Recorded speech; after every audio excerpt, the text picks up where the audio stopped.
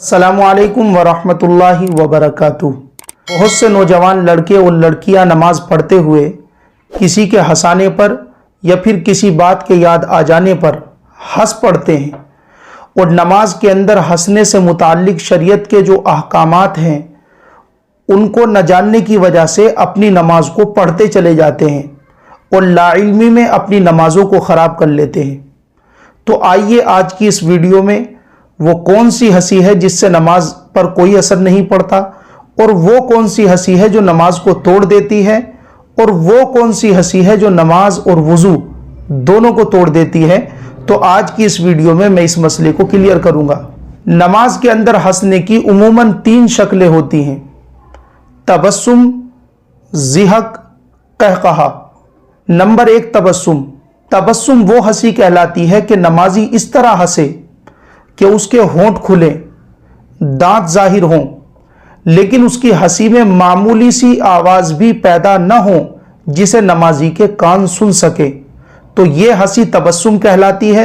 और इस तरह हंसने से नमाजी की न नमाज खराब होती न उसका वुजू टूटता है। नंबर 2 ज़िहक।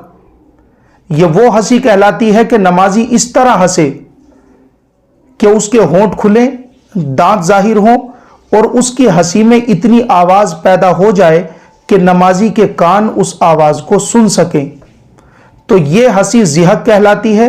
और इस तरह हंसने से नमाजी की नमाज टूट जाती है। अगर किसी के साथ ये शक्ल पेश आ जाए तो उसको चाहिए कि दोबारा नियत बांधकर नमाज शुरू करे। नंबर 3 कहकहा। ये वो हंसी कहलाती है कि नमाजी इस तरह हंसे कि उसके होंठ खुले, दांत जाहिर हो और उसकी हंसी में इतनी आवाज पैदा हो जाए कि वो खुद भी उस आवाज को सुने और आसपास में अतराफ में जो लोग मौजूद हैं वो भी उसके हंसने की आवाज को सुन लें, तो ये हंसी कहकहा कहलाती है। और इस तरह हंसने से नमाजी की तहारत यानी वुजू भी टूट जाती है और उसकी नमाज भी टूट जाती है। अगर ये सूरत किसी के साथ पेश आ जाए तो उसको चाहिए कि पहले वुजू करे और उसके बाद आकर अपनी नमाज पढ़े। तो खुलासा ये हुआ कि नमाजी अगर इस तरह हंसा कि उसके होंठ खुले, दांत दिखाई दिए, लेकिन बिल्कुल भी आवाज उसकी हंसी में पैदा नहीं हुई, तो न उसकी नमाज टूटी न उसका वुजू टूटा। लेकिन अगर नमाजी इस तरह हंसा कि उसकी हंसी में इतनी आवाज पैदा हो गई कि उसने अपने कानों से उस आवाज को सुन लिया, तो ऐसी सूरत में उसकी नमाज टूट जाएगी। और अगर इतनी आवाज पैदा हो गई कि उसने खुद भी उस आवाज को सुना और आसपास में जो लोग मौजूद थे उन्होंने भी उस आवाज को सुन लिया, तो फिर ऐसी सूरत में उसका वुजू और उसकी नमाज दोनों टूट जाएंगे। कभी नमाज के अंदर हंसने की एक और शक्ल पेश आती है, वो ये है कि नमाजी को हंसी आई लेकिन उसने अपनी हंसी को कंट्रोल कर लिया, दांतों को दबा लिया, होंठों को सख्ती से बंद कर लिया।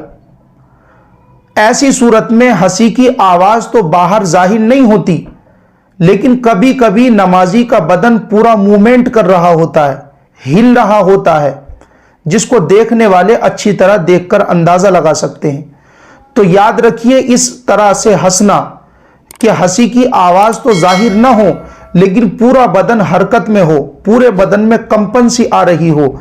याद रखिए, इस तरह हंसने से नमाज और वुजू दोनों टूट जाते हैं, इसलिए कि यह हंसना कहकहे के दर्जे में है। उम्मीद करता हूं कि नमाज के अंदर हंसने से मुताल्लिक जो जरूरी अहकामात थे जो मैंने आपके सामने पेश किए वो आपको समझ आ गए होंगे। अगर आपको समझ आए हों तो आप इस वीडियो को शेयर जरूर करें ताकि दूसरे मुसलमानों तक भी ये बात पहुंच सके और जरूरत पड़ने पर वो इन अहकामात पर अमल कर सकें। अस्सलामु अलैकुम वरहमतुल्लाहि वबरकातुहू।